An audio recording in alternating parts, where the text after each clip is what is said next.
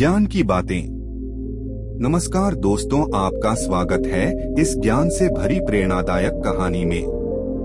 कई बार बड़े बुजुर्गों के मुंह से कुछ ऐसी बातें सुनने को मिलती हैं, मुसीबत में कोई साथ नहीं देता, जब परेशानियां आती हैं तो अपने भी पराये हो जाते हैं। ऐसी कुछ बातें हम अक्सर अपने दादा दादी या माता पिता या अन्य बड़े लोगों से सुनते आते हैं। ये बातें 100% सत्य हैं और आपने खुद अपने जीवन में ऐसे कुछ अनुभव देखे होंगे। अगर मैं कहूँ कि आपके दोस्त आपको कभी सफल होता नहीं देखना चाहते, तो आपको कैसा लगेगा? हो सकता है कुछ लोगों को ये बात बुरी भी लगे, लेकिन ये सच है। आपके वो दोस्त जिनसे आपकी बहुत गहरी दोस्ती है, वो कभी नहीं चाहेंगे कि आप सफल हों। सच कहूँ तो इसमें आपके दोस्तों की भी गलती नहीं है, ये एक इंसानी प्रवृत्ति ही है। जब तक हम अपने दोस्तों के जैसे ही हैं, तब तक सब कुछ ठीक रहता है।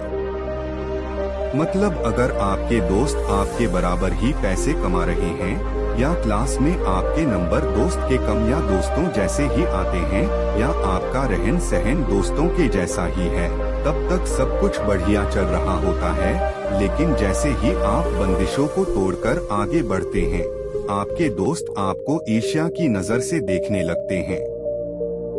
क्योंकि आपके दोस्त असफल हैं, इसलिए वो आपको भी सफल होता नहीं देखना चाहते। अगर आप कामयाब हो जाते हैं, तो आपके दोस्त खुद को छोटा मानने लगते हैं। आपकी सफलता उनके चेहरे पे एक थप्पड़ की तरह होती है।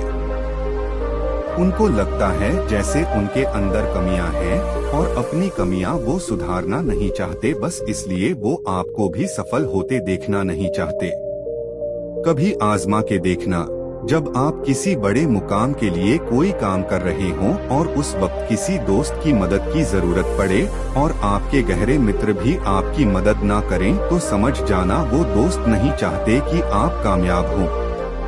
मैं फिर कहना चाहता हूँ कि इसमें आपके दोस्तों की गलती नहीं है। सभी लोग ऐसे ही होते हैं, आप भी और मैं भी। जब कोई इंसान हमसे आगे निकलता है तो दुख होता ही है। अंग्रेजी की एक बहुत सुंदर कहावत है, मतलब शिखर पर इंसान हमेशा अकेला होता है। स्वर्ग का मार्ग। नमस्कार दोस्तों, आपका स्वागत है इस ज्ञान से भरी प्रेरणादायक कहानी में। महात्मा बुद्ध के समय की बात है। उन दिनों मृत्यु के पश्चात आत्मा को स्वर्ग में प्रवेश कराने के लिए कुछ विशेष कर्मकांड कराए जाते थे।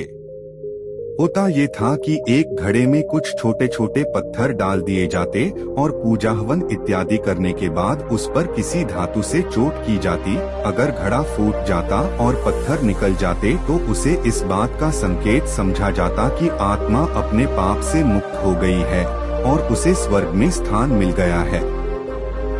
चूंकि घड़ा मिट्टी का होता था, इसलिए इस प्रक्रिया में हमेशा ही घड़ा फूट जाता और आत्मा स्वर्ग को प्राप्त हो जाती। और ऐसा कराने के बदले में पंडित खूब दान दक्षिणा लेते।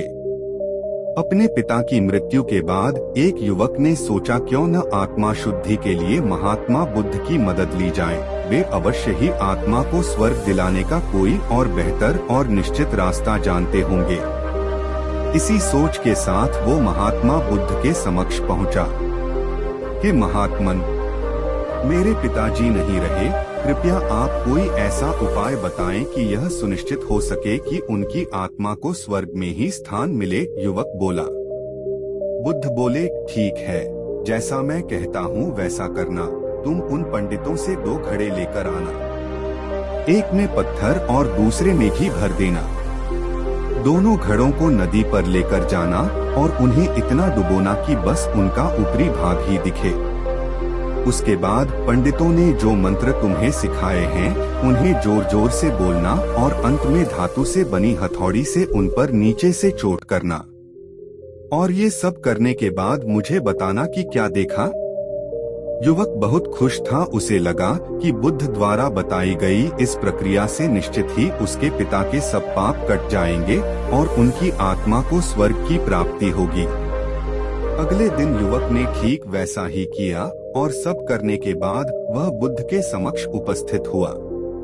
आओ पुत्र, बताओ तुमने क्या देखा? बुद्ध ने पूछा। युवक बोला, मैंने आपके कहे अनुसार पत्थर और घी से भरे घड़ों को पानी में डालकर चोट की। जैसे ही मैंने पत्थर वाले घड़े पर प्रहार किया, घड़ा टूट गया और पत्थर पानी में डूब गए। उसके बाद मैंने घी वाले घड़े पर वार किया, वह घड़ा भी तत्काल फूट गया और घी नदी के बहाव की दिशा में बहने लगा।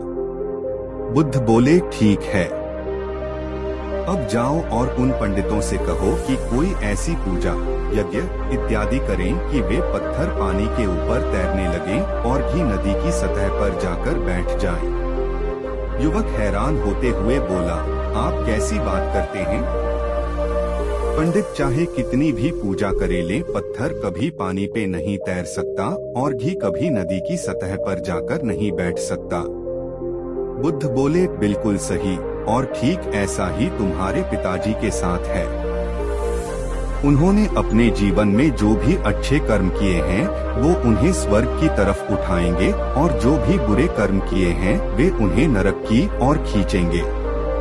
और तुम चाहे जितनी भी पूजा करा लो, कर्मकांड करा लो, तुम उनके कर्मफल को रत्ती भर भी नहीं बदल सकते।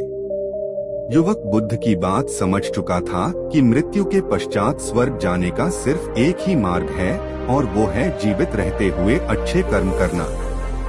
दोस्तों, आपको ये कहानी कैसी लगी कमेंट करके जरूर बताएं और अपने दोस्तों के साथ शेयर करें। पेड़ एक और मालिक दो। नमस्कार दोस्तों, आपका स्वागत है इस ज्ञान से भरी प्रेरणादायक कहानी में। एक बार की बात है, रोज की ही तरह बादशाह अकबर दरबार में बैठकर अपनी प्रजा की समस्याएं सुन रहे थे। सभी लोग अपनी अपनी समस्याएं लेकर बादशाह के सामने हाजिर हो रहे थे और तभी राघव व केशव नाम के दो पड़ोसी अपनी समस्या लेकर दरबार में आए। इन दोनों की समस्या की जड़ थी इन दोनों घर के बीच मौजूद फलों से भरा आम का पेड़। मामला आम के पेड़ के मालिकाना हक को लेकर था। राघव कह रहा था कि पेड़ उसका है और केशव झूठ बोल रहा है। वहीं केशव का कहना था कि वह पेड़ का असली मालिक है और राघव झूठा है। पेड़ एक और मालिक दो का मामला बहुत उलझा हुआ था और दोनों में से कोई भी हार मानने को तैयार नहीं था। दोनों पक्षों की बातें सुनकर और सोच विचार करने के बाद बादशाह अकबर ने यह मामला अपने नवरत्नों में से एक बीरबल को सौंप दिया। मामले को सुलझाने और सच्चाई का पता लगाने के लिए बीरबल ने एक नाटक रचा। उस शाम बीरबल ने दो सिपाहियों से कहा कि वे राघव के घर जाएं और कहें कि उसके आम के पेड़ से आम चोरी हो रहे हैं। उन्होंने दो सिपाहियों को केशव के घर जाकर भी यही संदेश देने को कहा।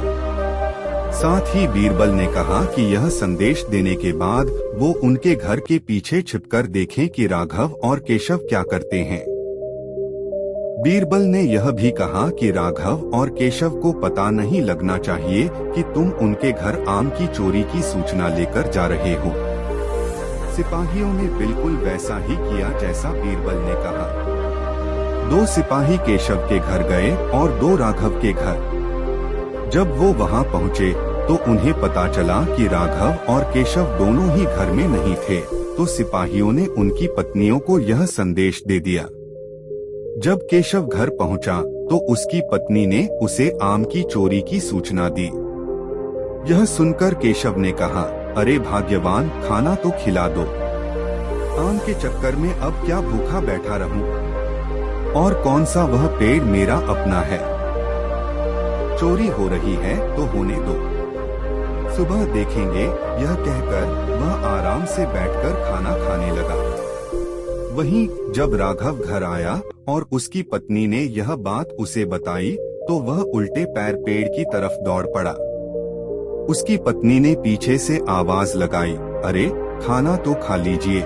जिस पर राघव ने कहा, खाना तो सुबह भी खा सकता हूँ, लेकिन अगर आज आम चोरी हो गए तो मेरे पूरे साल की मेहनत पर पानी फिर जाएगा। सिपाहियों ने दोनों के घर के बाहर छिपकर यह सारा नजारा देखा और वापस दरबार जाकर बीरबल को बताया। अगले दिन दोनों फिर से दरबार में हाजिर हुए। उन दोनों के सामने बीरबल ने बादशाह अकबर से कहा, महाराज, सारी समस्या की जड़ वह पेड़ है। क्यों न हम वो पेड़ ही कटवा दें? न रहेगा बांस न बजेगी बांसुरी। बादशाह अकबर ने इस बारे में राघव और केशव से पूछा, इस बारे में आप दोनों का क्या ख्याल है? इस पर केशव ने कहा, हुजूर, आपकी हुकूमत है, आप जैसा कहेंगे मैं उसे चुपचाप स्वीकार कर लूंगा। वहीं राघव ने कहा, मालिक, मैंने 7 वर्ष तक उस पेड़ को सींचा है, आप चाहे तो उसे केशव को दे दीजिए, लेकिन कृपया करके उसे कटवाएं न। मैं आपके आगे हाथ जोड़ता हूँ।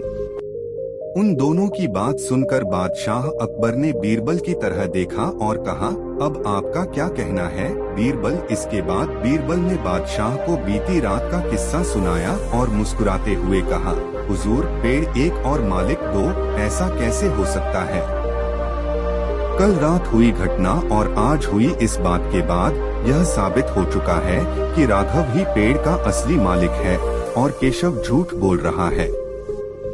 यह सुनकर बादशाह ने बीरबल को शाबाशी दी। उन्होंने अपने हक के खातिर लड़ने के लिए राघव को बधाई दी और चोरी करने व झूठ बोलने के लिए केशव को जेल में बंद करने का आदेश दिया। कहानी से सीख। एक पेड़ और 2 मालिक कहानी से हमें यह सीख मिलती है कि परिश्रम किए बिना छल से किसी और की चीज चुराने का अंजाम बुरा होता है। दोस्तों, आपको ये कहानी कैसी लगी कमेंट करके जरूर बताएं और अपने दोस्तों के साथ शेयर करें।